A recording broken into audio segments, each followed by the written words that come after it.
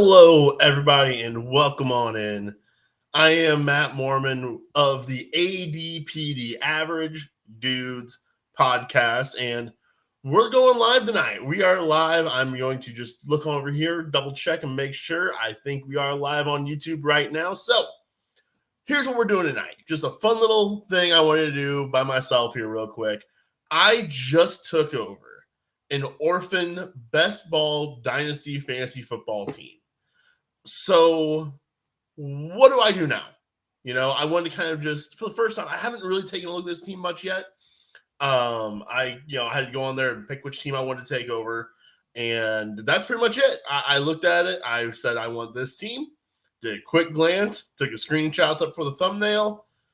Excuse me. And that's pretty much all I've done with it. So I just kind of figured it'd be fun to hop on here, take my first look at this team, how I think I should approach it. How do you think I should approach this team? What would you do? Put that in the comments down below. If you're watching this thing on demand after the fact, I will have it out there. You can watch it whenever you want.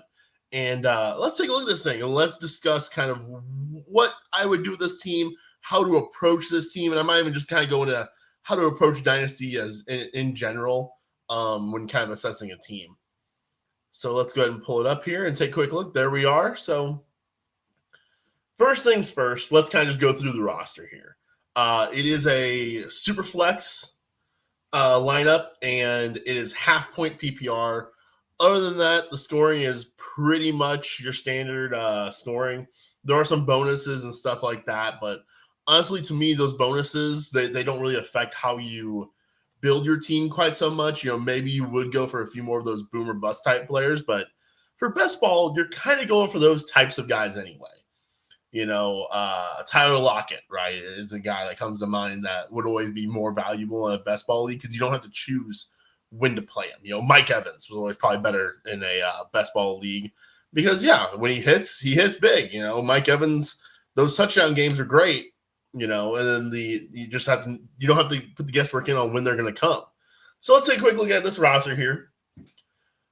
Let's just start at the top here. Quarterback, we've got Tua, and then also at the quarterback room, we've got Jared Goff and Jordan Love. We've got Andy Dalton sitting down there. This is a 14-team league. I should mention that too, right there off the top, that the 14-team league, half PPR, and it is one running back slot to start, and then basically 5 flexes. Only 2 of them have tight end eligibility into the flex spots, which I found that to be a little strange. I don't know why that would necessarily be the case. I mean, I don't think it's really going to affect anything at all, because what team is going to have more than 3 tight ends that do anything in a given week, right? And so I don't think that really changes anything. I just thought it was a weird quirk to see on there. And so we got Tua. We have DeAndre Swift, Cooper Kupp, Tyreek Hill, Dawson Knox, Saquon Barkley, David Montgomery, Brandon Cooks, Devin Singletary. We're just going to skip over the fact that Will Fuller's on this team. Tim Patrick, Jared Goff, Jordan Love, Andy Dalton. I believe is that Duke Johnson? That's Duke. Hey. Hey, bud. Oh, he was in the NFL last year. 1 game with the Bills. How about that? We got Sony Michel, DJ Dallas, Jermichael Hasty, Kylan Hill, who is no longer on the Packers. He got cut last year. I did not realize. I knew, he tore his ACL as a rookie. I thought Hill was still on the practice squad for them or something, though. But then you have, was this DeAndre Carter? Yep, DeAndre Carter, Paris Campbell, Mecole Hardman, Nick Westbrook. Then we've got, Samori Tori. I'm going to guess how you say this. So this is a guy, Tanner, the co-host of the ADP, is a huge Packers fan. He goes out to Packers camp. He lives in Green Bay. You can literally see Lambeau from his apartment window. And he told me when I kind of sent him the team, he goes, this guy was a Packers fan who had this team before you. He goes, in order to have Samori Tori and Kylan Hill on this team, the guy before you was a Packers fan for sure. And, of course, to be a Packers fan, you have to have Randall Cobb on your dynasty team, of course. O.J. Howard, Big Bob Tunyon, Brock Wright, who I've got a personal vendetta against because he had that one really great game there down the stretch. Yeah, the 2 touchdowns. He actually had a couple touchdown games there down the stretch. But that week 17 one with the Bears, that one happened against me in a finals last year against my brother, and he knocked me out because of it. And then Isaiah Likely. So that was exciting for me as a Baltimore Ravens fan, for sure, is to have Isaiah Likely on that team. So let's take a look here. What's the first thing you do when you're taking over a dynasty team? First things first, what do I have here? Do I have a contender? Do I have a rebuild? What is my team? First of all, I do have all of my own picks. I don't know if this is going to be updated or not, or if we're doing a snake draft for the rookie draft. I have not asked about that, but I did notice it is a snake format. They're all my own picks. The 110 is this team's pick. So you're not looking at anything too great there, in a rookie draft. Gosh, it's been so long since I've done a rookie draft now, and here we are, July 22nd. I think my last one wrapped up in like mid-May, I think. So it's been a while. Excuse me. So I've had to think about rookie-specific drafts. Let me actually pop over one of my other leagues in a different tab here and just take a look at a real draft for cleaning up my memory here. Draft results. Let's see. In that league, this is that's of course the one league I chose over here is is in the middle of its startup right now. Let's go with this one.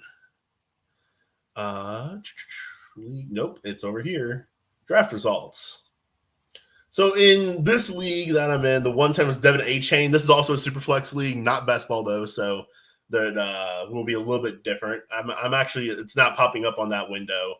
I got it set for a different one, but yeah, Devin A-Chain was the 110, Mingo was the 201, and Zay Flowers 202. So that's kind of the range you look at. Zach Charbonnet, in that league at the 205, which is the 15th overall pick in that league. I think, as I sit here today, I think 9 is really a hard fall off, I think. No, 9, because I think Charbonnet's moved up to that point. I think at this point, Charbonnet's are in that spot. I think I may be looking at another Zay Flowers share at that 110. If you think about a Quentin Johnston, JSN, Jordan Addison all going off the board before that. Obviously, Gibbs and Bijan, the top 3 running backs, that pretty much adds up to your 9 right there. And then I'm sitting at 110. I think Zay Flowers is probably a pretty easy pick at 110. He's actually a guy that I've been going higher and higher on as the training camps have rolled on, as the Ravens reports and stuff have come out. I've been more and more in on Zay Flowers. A lot of the stories are kind of that he is the wide receiver 1 right now. He's the most impressive guy in camp. So that's definitely worth considering. The 110. So okay, we have all of our picks. We have the 110 to start. We have all of our future picks also. So that's good to know for the future. Is this team a win now team, or is this team a rebuild team? Well, looking right at the top, I think the first 2 names that really stick out to you right there, wide receiver, Cooper Kupp and Tyreek Hill. And then right down there, you got Saquon Barkley, you got Demont, you've got Swift, you've got Tua, you've got Brandon Cooks on this team. Devin Singletary and a Jared Goff, those are handy guys to have in a deeper league, I think. And even like a DJ Chark isn't a bad player to have in a 14-team league. So I think this team is definitely on the more contending side of things. I could choose to blow it up and trade away those veterans and get as many picks as I can right now. Full disclosure, I have not met a single person in this league. I have one of the guys in this league was in that mock draft that we hosted a couple months ago now, I think it was. So I don't really have any relationship with the guy. So I think trading could be a little bit tougher at first in that regard because you don't really have any, previous relationship, any previous platform to stand on. So I think that tells me for this team, I would prefer to try to win now with this team.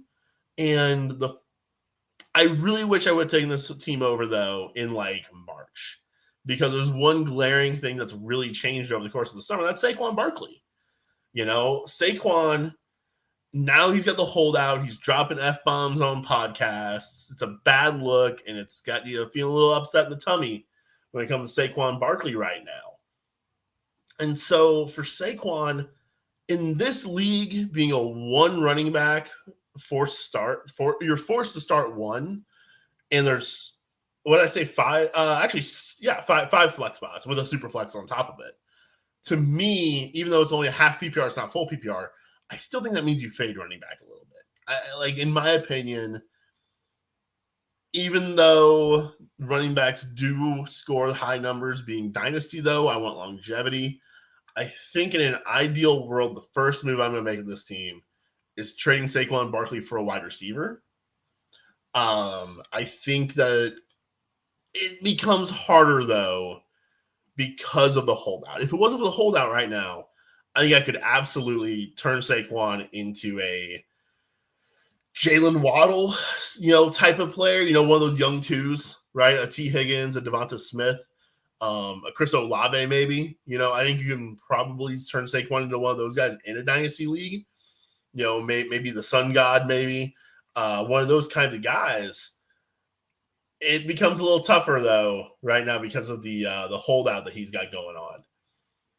To me, because I'm higher on Demont than most for redraft, and I think for running back, this is the thing for dynasty as across the board. I treat running back in dynasty a lot like I treat running back in redraft because outside of outside of Bijan, is there another running Jahmyr Gibbs, the rookies, right? How many other running backs do you sit here today and say, I feel like they are going to improve where they're standing in 2024 compared to what they are right now? I don't know if there's any. Maybe Javonte Williams coming off the ACL, but, if we was to that a year ago right now with J.K. Dobbins, yeah, J.K.'s improved his standing, for sure compared to a year ago right now. I wouldn't say that J.K. is in the top. I mean, he's not in my top 12 right now in redraft. I've got him at 14. So for running backs, I treat it very much just like redraft. I'm actually in a startup right now also where I'm kind of going shotgun backup running backs because I hit wide receiver pretty heavy early on. And that's something I like to do a lot in a dynasty startup is then just take a whole bunch of shots later on at those running backs. I like to do that redraft too because if one of those guys gets that opportunity, if Jalen Warren gets that chance this year, that could be hugely value increase, and he could really see his stock rise mid-season. And maybe that's how you acquire some of your draft picks for the future is through a running back getting that opportunity. And so I don't like being heavily invested on individual running backs in Dynasty. I would rather have kind of a shot. I would rather spend my mid-round picks in a startup on running back than spend one high-end pick on a running back. I kind of actually don't love hero RB in Dynasty. I think I almost prefer going a bit more of a zero RB route because I do kind of want that longevity out of my higher-end players. With all that being said, Demont is a guy that I look at and say, for me, I know I'm higher on him than everybody else, in redraft. I've got David Montgomery ranked at running back 17. I think consensus is more around 24. So I think for my purposes here, Demont is definitely the play to hold on to at running back for sure. If I can get someone to bite in on Swift, I think that's a great maneuver to maybe swap him out for another wideout. Maybe, Barkley, it'd be great again if he was on that holdout. I'm curious to see what kind of offers I can go back and forth on with him during this time, and maybe it's a situation where I just need to wait. And, if Saquon's holding out, then I have to hold out. And we'll see. I could get dicey real fast on me. Let's switch gears. Let's talk about the wide receivers we do have on this team.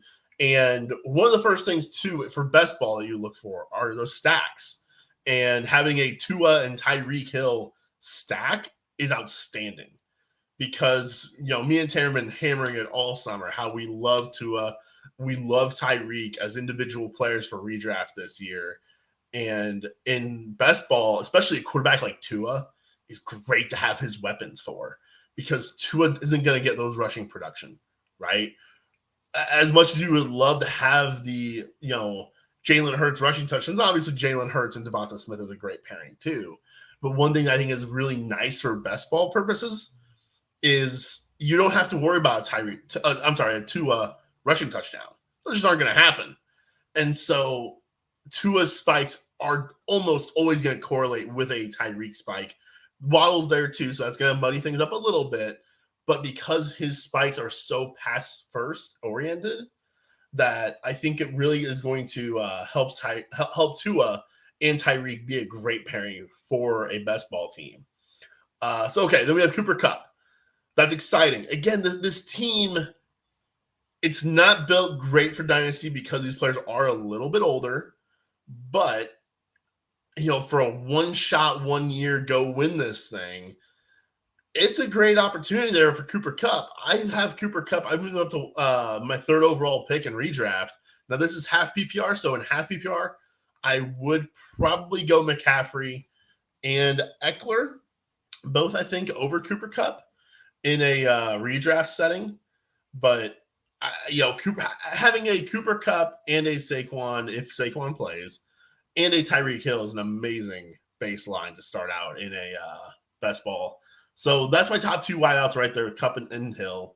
Then down here, we've got Brandon Cooks. I think Brandon Cooks is a perfectly fine best ball, boom, bust flex to have on your team. I think that there's going to be a couple weeks where Brandon Cooks has those big games that are really going to help out for you. And he's going to have those spikes. And look, his bad games won't hurt you as much in a best ball because then he'll just be out of your lineup. And, we haven't not done the rookie draft yet, so I'm expecting to add I talked about Zay Flowers probably being my projected first-round pick earlier. So you're going to have those other wide receivers down here. You're going to have a Chark. You're going to have a Mecole. You're going to have a Paris Campbell. Someone can slot in there ideally. Maybe that's a week where Bob Tunyon catches a touchdown. Maybe that's a week where Isaiah Likely falls into a touchdown, right?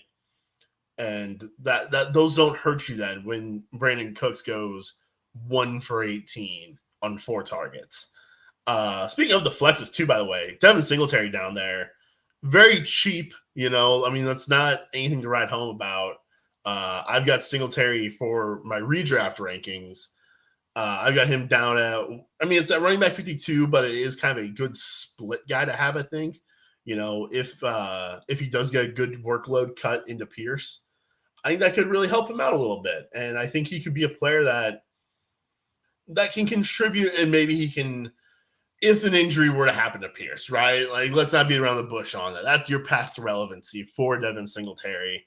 And if that happens, that's a huge meal ticket right there. Tim Patrick, I think, is a perfectly – I love Tim Patrick. Me and Terry have gone back and forth on this for years. If you listened to the ADP during his first run back in 2021, I was all about that Tim Patrick being the best wide receiver on the Broncos when Russ wasn't there yet. So that would have been – who was their quarterback in 2021? Was that Teddy? That might have been Teddy, but I was all in on Tim Patrick being their best wide receiver on the team. And I don't think it quite ever came to fruition like that. But honest to goodness, though, I think last year it could have happened for him. He's a good player, and he's not an exciting player. He's a guy – it's a 14-team league. You've got Nick Westbrook and Keenan on your team here. So it's not the worst thing to have a Tim Patrick thrown on the back of your bench as a low-end flex option that if Russ and Sean Payton figure things out, maybe Tim Patrick gets you a couple weeks of usage. All right, let's move over to this bench here. So this is one thing where I look at it and I immediately say, this is a decision point. This is a point where you look at what way you want to pivot. At quarterback, Jordan Love and Jared Goff being there on the bench. Tua's the QB1. It's a super flex, so Goff and Love both are probably going to be in your lineup more often than not. One of them, right? I'm not as I've come down on Jordan Love over the last couple months. And for dynasty purposes, I'm not 100% in love with Jordan Love for dynasty anymore. And it's probably because of that contract with the Packers that he signed being kind of it's definitely a hedge bet on the Packers side of things. And his cap hit in 2024 kind of looks like a backup quarterback cap hit a little bit. And so they really have they're not stuck with him if he stinks this year. And so I don't know if he gets 2 chances. If Jordan Love plays like a rookie this year, I don't know if Jordan Love gets the opportunity to improve as a quote-unquote sophomore the way an actual rookie would, right? Look at Zach Wilson. Even though he totally sucked, he was at least given the opportunity to improve. And sometimes guys totally suck and they improve. We see that plenty of times too with rookie quarterbacks, and we see plenty of them who just don't, right? Once, the Deshaun Kaisers of the world, right? You're a rookie, you're awful. We move on, right? Jimmy Clausen, right? I'm old, so I'm gonna make references like that, where rookie quarterback gets that 1 year opportunity, and that's it. But a lot of times, rookie quarterbacks do at least get 2 chances, especially first round picks. I'm not 100% sure if Jordan Love is going to get 2 chances or not because of that deal that he signed. Like, in one of my other leagues, I sent an offer straight up. I have Jordan Love. I've offered him straight up for Russell Wilson. And the entire basis of that, number one, I do like Russell Wilson this year as a bit of a sleeper. But number two is I have much more confidence in Russell Wilson getting another chance to come back in 2024 than I do in Jordan Love. So I think that could also be another play there where maybe I can fish Jordan Love out there on the perception of him being young and for dynasty being the QB for the Packers for the future. And look, maybe it comes back to really bite me. Maybe Jordan Love's awesome. That's perfectly possible too. We've seen this thing work for the Packers every time where they have these quarterbacks that kind of sit behind the bench, come in and start. Now they're your starter for 15 years. So I'm not going to sell low on Jordan Love by any means. But I do think that he could be a way to dangle to maybe improve in another spot. But all that being said, I'm a firm believer that in Superflex leagues, you have got to have the quarterback position on lock. Like in order to win a dynasty league, in order to win a Superflex league, I believe that you need one quarterback who is in, let's say, approximately top 5, maybe it's top 7, but then you need a second quarterback that's in the top 12. Like you need 2 quarterbacks that are right there because a lot of times you look around the leagues and there are teams that have 2. But in the 2 dynasty leagues that I've been running for years, in one league I've got Mahomes and Lamar, and in one league I've got Burrow and Herbert. And so those teams exist out there. And so if you go into a league or into a season, and let's say you do have I'm totally blanking on the number 2 quarterback. Josh Allen, that's his name. That guy, Josh Allen. Let's say you've got Josh Allen. That's awesome. You've got Josh Allen. Let's say your QB2 is Derek Carr. Well, then you're immediately losing a big chunk of just volume points between your Derek Carr versus my Lamar Jackson each week. And with quarterbacks scoring so many points, that is a big chunk to try to make up. That's why positional scarcity is such a thing at the, like the tight end position in Superflex. That really translates to quarterbacks quite a bit. So that's my quarterback room. It's Goff, it's Love, it's Tua. I think that's a quarterback room you can win with. I think I would quite like to maybe pair Love with Saquon to get a super stud quarterback, if that's possible, perhaps. Or perhaps maybe that's my way of getting a third high-end stud wide receiver. In a 14-team league, I don't think it's always wise to have a more shallow lineup, right? In a 10 or a 12-team league, I'm totally cool with, hey, do a 2-for-1. Get the best player in the trade every single time. In a 14-team league, I mean, look, Duke Johnson and Will Fuller are on this roster right now. And I don't think that's just because the person wasn't paying attention last year. I think it's because there might not have been too many players to replace them with either.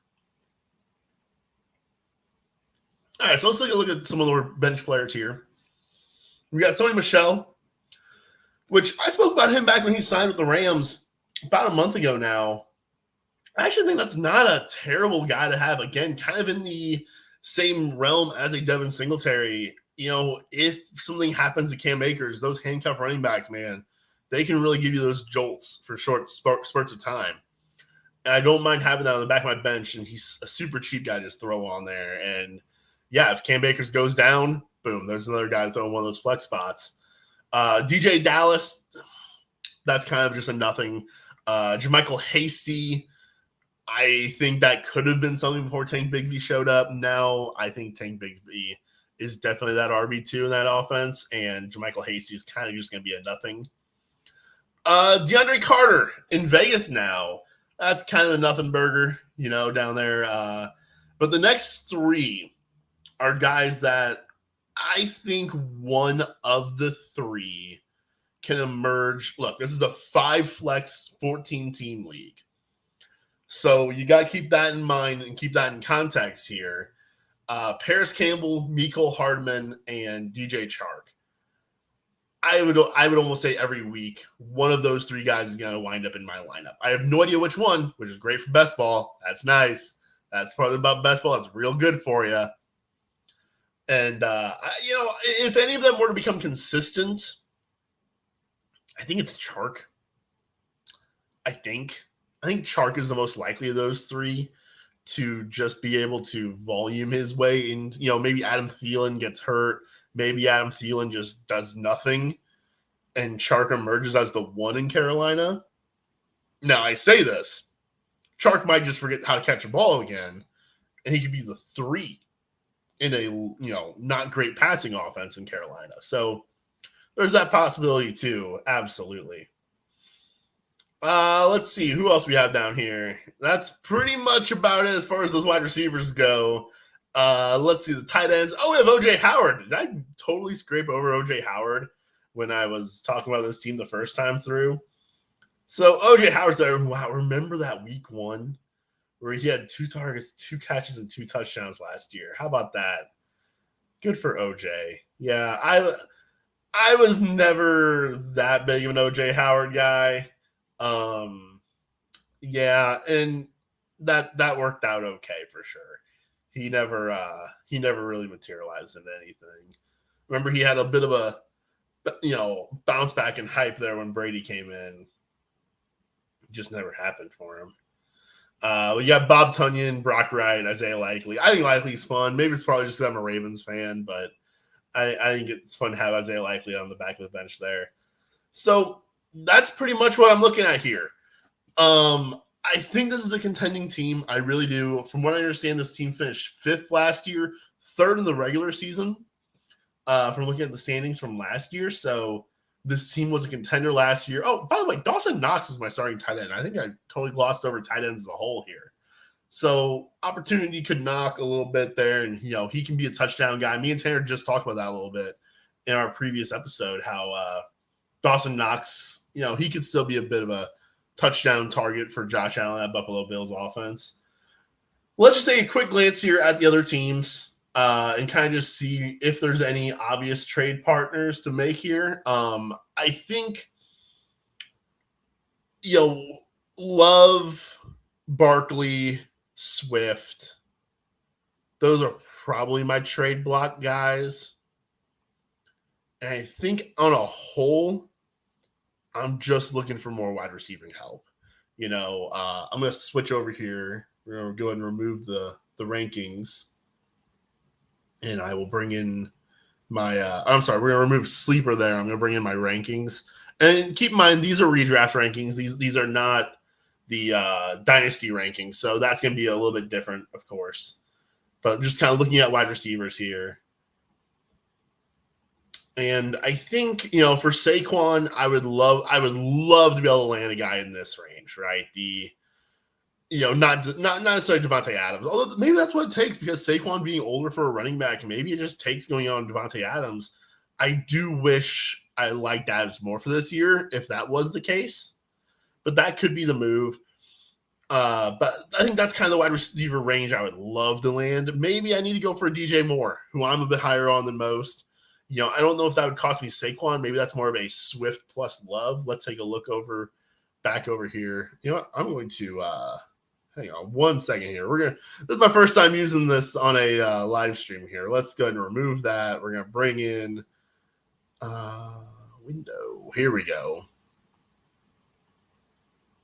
There it is. Now we're doing what we want to do. So let's take a quick look here, just out of curiosity. I have no idea who was I just talking about here? DJ Moore. And keep in mind, too, not all teams are claimed, so there are going to be players missing here.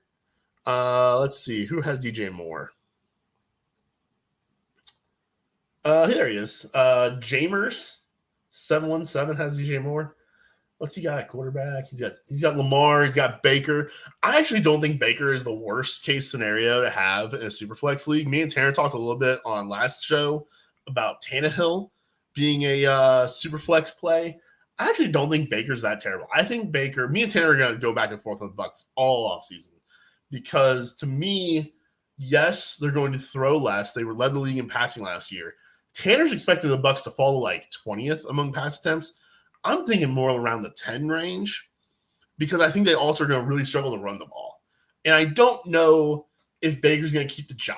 And that's the part that makes it a little extra risky, right? If they would have just spent a little bit of coin on a Jimmy Garoppolo, I would say, well, yeah, Jimmy G's going to have the job all season. You know, I wouldn't be nearly as concerned about it. But of course, with Baker, there's that worry that Kyle Trask is sitting right there along the corner and just going to be able to not take the job, but, you know, Baker's just going to lose the job. And it's going to go over to him. So there's that concern there. This guy, let's hear, he has Zach Wilson. Man, he's got like a trio of running backs, or of quarterbacks rather, there that like had their chance. You know, all three of those guys, they had their opportunity and it just didn't quite pan out. He's got a good, solid pair of veteran running back there with Eckler and Connor. If he, you know, I believe this is also one of the guys who took over a orphan team. So he can kind of decide what direction he wants to go in. I will say his running back depth beyond that's nothing. Obviously, once Hunt signs somewhere, you get a little bit more clarity there. I don't expect Drake to sign anywhere at this point. I think he's kind of out of the league.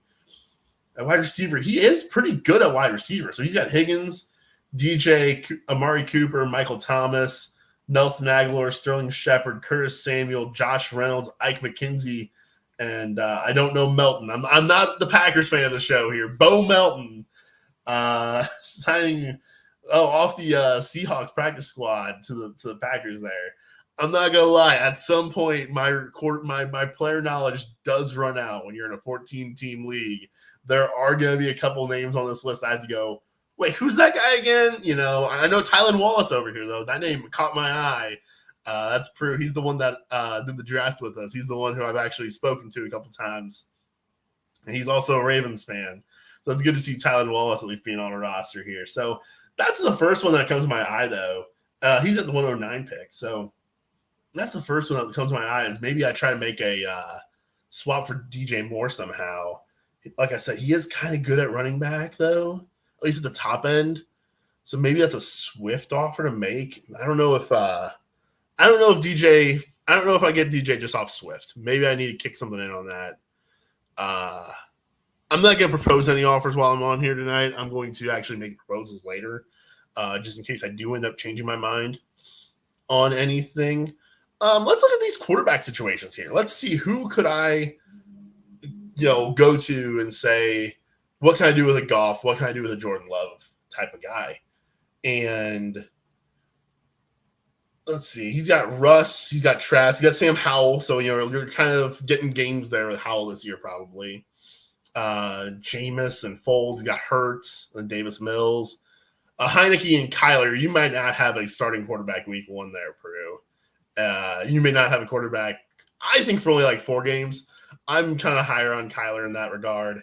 Maybe, Peru, I think he has the 2nd overall pick. Let's take a look here. Yeah, pick 102. He's also got pick 114, 201, 213. So, I mean, he saw the writing on the wall last year, I think, and started kind of make the moves to be a rebuild. Maybe that's a spot where I can, fish out Jordan Love and see. Well, let's see what else he's got here. Breece Hall, Elijah Mitchell, Miles Sanders. I think Sanders is interesting because for a rebuild team, I really don't think he's got much value beyond this year. But I do think for this year, he's got good, utility to have. Jamal Williams is on there. Hollywood, Juju, Bateman, Olave, Watson. Okay, so Watson, you get the Watson-Love pairing potentially there. Then there's a Cole Kmet down here at tight end. So yeah, maybe that's a call to make there. Is maybe a potential Jordan Love swap. I don't love the wide receivers though, and that's where I would kind of be looking to go with a Love swap would be for a wide receiver, I think. Let's see here. Who else we got? We got Stafford, we have Aaron Rodgers. So kind of an old quarterback group over here with Stafford and Rodgers. You got Jonathan Taylor and Clyde. Then down here we've got nothing really much of running back. And you got Khalil Herbert down there. I mean, you got the other two at the top, which that matters a ton. But with what did I say, 5 flex spots? Although I don't hate it whenever I like the wide receivers. Let's see here. Pittman, Sutton, Gabe Davis. Is that Antonio Brown? Yeah, maybe. Lazard, Gallup, Davis. Oh, God, Kenny. Barrios, Scotty Miller, Amari Rodgers, Wandale. And he's got the 104. Let's take a look at the next one here. You got Herbert and Cousins. Let's just look at those quarterbacks because that's where I'm really thinking I could potentially make a move, would be at the quarterback or the running back spot here. So Herbert and Cousins, you got Jared Allen, Josh Allen, Geno Smith. Why is it I cannot remember Josh Allen's name tonight? What is wrong with me? It's Josh freaking Allen, and I'm just like blanking on that man at every turn. Okay, so Josh Allen, really good quarterback for the Buffalo Bills. Geno Smith, Case Keenum, sure. PJ Walker, you got Daniel Jones, Derek Carr, Brissett. Hey, you're getting games there, man. In a 14-team Superflex league, sometimes that's what you need. Okay, here we go. This is what I'm talking about, where, in my opinion, you need to have 2 big guns at quarterback in a Superflex league. And this is why. Mahomes, Fields, and remember what Tyler Huntley was more 2 years ago when he got the chance to play. For fantasy, he was useful. Burrow and Trevor Lawrence, back-to-back teams right there. That's the kind of stuff you got to deal with. That's the kind of stuff that you go into a season and you've got, hopefully Goff is kind of voluming his way to something. But guess what, though? If you go into a matchup and it's Tua and Goff and Love versus a Mahomes and Fields or a Burrow and Trevor, well, unfortunately, I prefer both your guys over my QB1. And that means there's a very sizable gap from my QB2. And that's a really hard mountain to climb. That's a really hard, in a super flex league. That's a big, tall task to take on there. And it's doable, don't get me wrong. That's a really hard starting point. Let's see what these guys have at running back here. So this one's got Kamara, Damian Harris, Ramondre Stevenson, Mostert, P. Ryan. Man, all right, this team's a little scary. What are these wide receivers here? Okay, you got Julio sitting there. Godwin, Mooney, Eli Moore, Tyler Lockett, Mac Holland. Okay, Jacoby Myers down there. Josh Palmer, sure, you got a couple games there. Man, Mark Andrews and Tyler Higbee down there. And you got the 103. Whew, boy. I think we just found the team that I am eyeing as my pick to win this league at the moment. The quarterback start there. Kamara, once he starts playing, is going to be great. I think Harris can give you that floor until you get there. Honestly, Samaje Perine, that's a great pairing of Perine and Kamara because I think Perine early on in the season can have a great opportunity to really kind of be the guy in Denver. I'm going to remove the window for just a moment here. Pull this up, move that over there. Sorry, guys. Give me 1 second here. Okay. There we go. And we're back. Okay. So, that team, I love that synergy of Kamara and Perine. Let's see. The Burrow team, you got Burrow and Trevor. You got Desmond Ridder, which I think is a nice third floor to have. I think it's always very convenient to have a third quarterback in a Superflex league, especially a Superflex best ball league where you don't have to worry about picking who to play. Nick Chubb, Aaron Jones, Tony Pollard, Zamir White, you have the opportunity there. Pierre Strong could be a little something down in New England. A wide receiver, you've got Metcalf, Odell, Hopkins, Burks. Devontae Parker could be a little thing. Rondale might be getting some targets. And then you got tight end. Hey, you got Pat, Pat for everything. You got my boy Greg Dulcich. No first-round pick for that team, though. So I'm curious to know what he spent that first on to get there. So that's just kind of lay the land of the league. I look at this team, or this league rather, and again, this is a team that I took over. They finished third in the regular season last year. I look at what they've got going. So they finished third in the regular season. They finished fifth overall. So I have the 110. I think that that's right about where my team currently would live again. I think with a Goff to a Love trio, I think among quarterbacks, I would prefer, if you could just transfer over quarterback rooms, I think I would, I definitely prefer the Mahomes Fields. I would definitely prefer the Burrow Lawrence Ritter. I think that might be it though, because I think Tua gives me that chance at the high end stuff. I think the other two both give me shots at being high end twos. And the more I look at this, the more I think maybe trading Love isn't a great idea unless I can do one that really does give me a wide receiver 1 level candidate. I look at Prue over here who doesn't have that week 1 starting quarterback at all. And maybe I mean, in a rebuild, he's not giving up Olave, obviously. Watson would, those guys are just off the table, right? That's just not going to happen.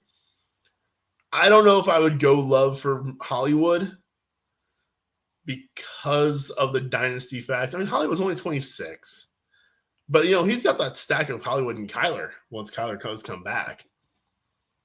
I think that there's some interest to have there. I think, maybe one of these teams that has like 1 quarterback but doesn't have a second one, I think maybe I could extract a bit of extra value out of either Love or Goff in that regard. Who has Amon-Ra? I'd be curious to see if they would want to stack him with Goff. I do not. Oh, there he is, Amon-Ra St. Brown. Why is he all the way down there? Sleeper organizes these trades, like these trade charts, very oddly. I think it might be based on like when you acquired a player. Right, like that might be why like Julio is all the way up here for this guy, because he just had Julio for 14 years at this point, But anyway, so this team is the one with Amon-Ra St. Brown there. He's got Josh Allen, he's got Geno, so he's got his 2 quarterbacks. And I think Geno and Goff are really kind of right there in similar situations. Probably both are kind of a 1-year guy at this point in their careers. And not really, they don't really have that excellent or that extra dynasty value necessarily, but I think for this year they both could be really good for you. He's got Jacobs on that team. Oh, he's got Jalen Warren. That's fun. Stephon Diggs, Keenan, McLaurin. I love that. That's a really nice trio of wide receiver. And you add Amon-Ra there. That's kind of a build that I would be really looking for. It's the wide receiver heavy build. And that's one that, kind of bring this full circle. We're going to kind of close going back over to my team. That's the strength of this team to me, is off the top, you've got Tyreek Hill and you've got Cooper Kupp and you've got high-end possibilities out of those 2 wide receivers.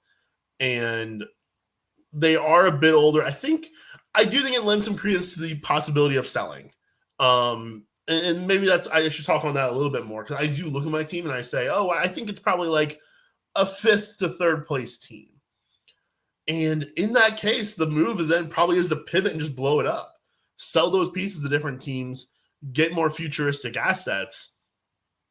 And in that case, Tua, Swift, Kupp, Hill, Saquon, Demont to an extent, Cooks to an extent.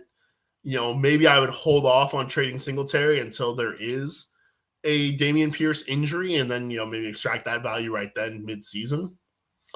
Goff and Love, I kind of view both those guys as potentially 1-year assets for Dynasty. So I think that lends some credence to the idea of blowing it up. Because I do look at, what does this team look like in 2024? Let's just pretend that we're simming 2023. What do we think we have here for 2024? Because in my opinion, for Dynasty Fantasy football, that's really all you can look at is this year and next year. We as a whole are not very good at predicting what's going to happen this season. So we're even harder at predicting 3 years from now. I think that's a real issue a lot of people have when it comes to dynasty is they try to be like, oh, I've got this guy for 5 years. Man, that just ain't how this game goes. It's a hard game, and it's one that if fantasy was easy to predict, there'd be no reason for a podcast. There'd be no reason for a YouTube channel because everybody could just do it on their own and not need help, not ask for help, not be looking for help. And that's not to say that we have all the answers, but that is to say that, hey, here's an extra opinion that might be able to help you get your answer. And because we're already not good at figuring out what's going to happen in 2023, we don't know what the heck's going to happen in 2024. But let's just try to look ahead a year here. Tua. I think a year from now, we're going to be saying Tua had a really great year. He had that blow-up year. Tua's a guy. As long as the concussions don't come back to haunt him, which it's tough to say. I'm not one who is too doom and gloom injury prone of a guy. I think I kind of tend to think that injuries are hard to predict. This comes from a team that has Will Fuller on it. So, the injuries are tough, but they do happen, but I think they're tough to predict. DeAndre Swift going into a contract year in 2023. Where's he going to be in 2024? We don't know. Cooper Kupp is 30 years old. He's only going to be a 31-year-old next year. That's also you always want to get out a year or two early on players, right?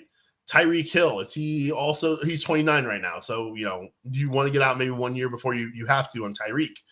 Dawson Knox, they just drafted Dalton Kincaid. Is maybe the end coming for Dawson Knox? I don't know his contract situation off the top of my head. I don't know if he did just sign an extension, but in the NFL, that doesn't mean much.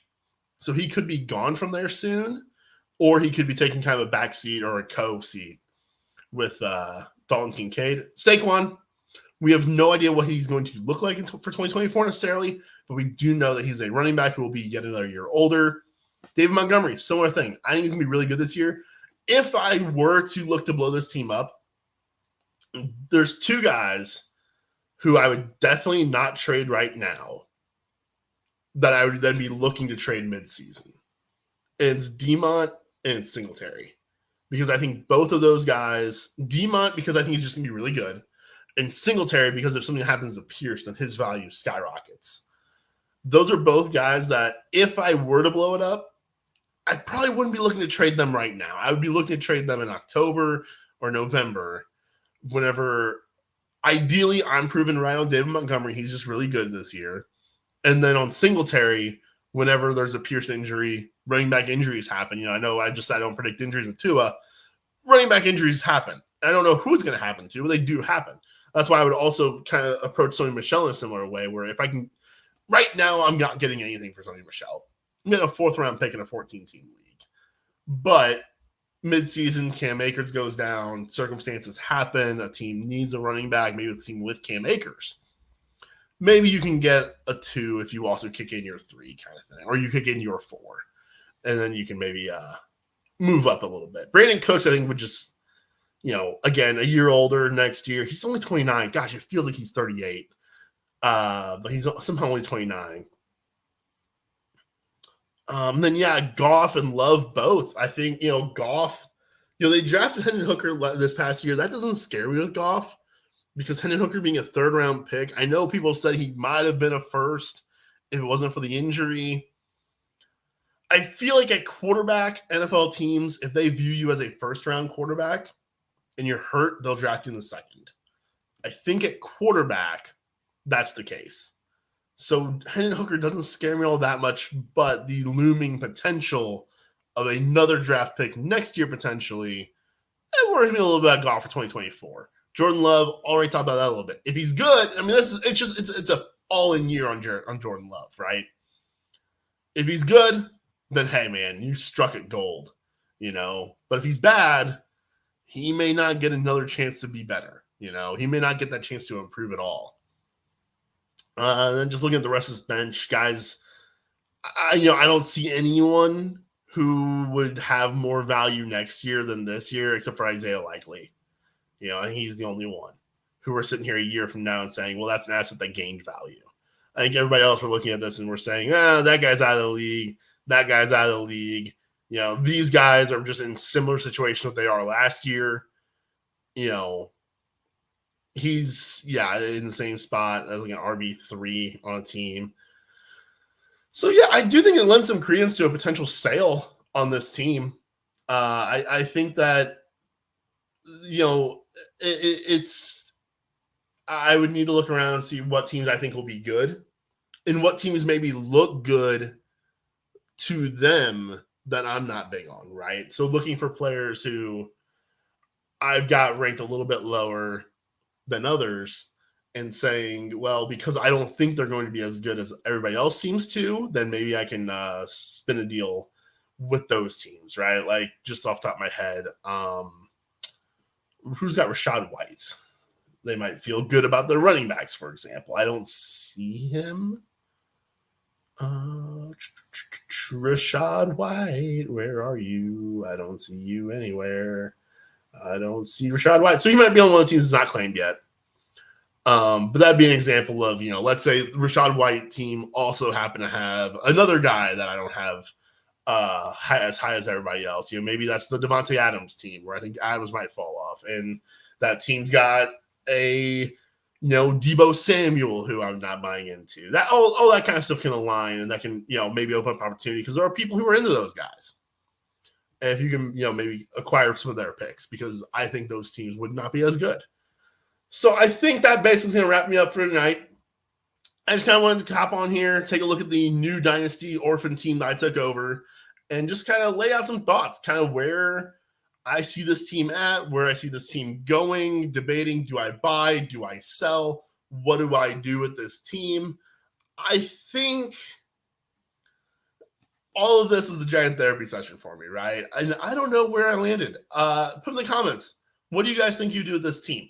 Would you take a Tua, Swift, Cup, Tyreek, Knox, Barkley, Demont, Cooks, Singletary, Goff, Jordan Love? Would you take all those guys and just push for a championship? Or would you take those guys, start selling them now, try to go get those assets right now that add value in the future? What would you guys do? Let me know that down in the comments. Now, hey, if you're watching this also, you want some more content, you want me and Tanner breaking down a whole bunch of stuff, go check out those videos. We've got a whole slew of videos in the back catalog already on this channel, so go check all those out. Thanks for being here tonight. Thanks for checking this thing out. Hopefully the quality was pretty good for everybody as far as the live stream video, a lot of stuff goes. I was trying to monitor it while talking for the first time, and I think it went okay. So check all that stuff out, though. Check out, we did some really good stuff on vacated targets about a week and a half ago now. I thought that was some really interesting conversation. We're going to have video coming out here real soon. We recorded it last night about projections, and Tanner does the whole projections. He does the whole thing and goes, really takes a fine-tooth comb through every team and every player. And I find that interesting. So we really talked kind of about his system and how he goes about making his projections. He doesn't just pick numbers and say, well, I like Justin Herbert, so here's 5,000 yards. He goes, no, here's how many plays I think they're going to run. Here's what Kellen Moore's offenses have done in the past. Here's what Justin Herbert's done in the past. And here's why I think all this can come together and lead to a 5,000-yard season for Justin Herbert. So be sure to go check that out. That'll be posted here. I might actually even post that yet tonight. But if not, it'll be up real soon. In the meantime, go check out the vacated targets. Go check out the sleepers and breakouts that we've talked about. Go check out all this stuff that we've got up here on the channel. Lots of good stuff for everybody, for sure. I think that'll pretty much do it for me tonight. And I will talk to you guys next time.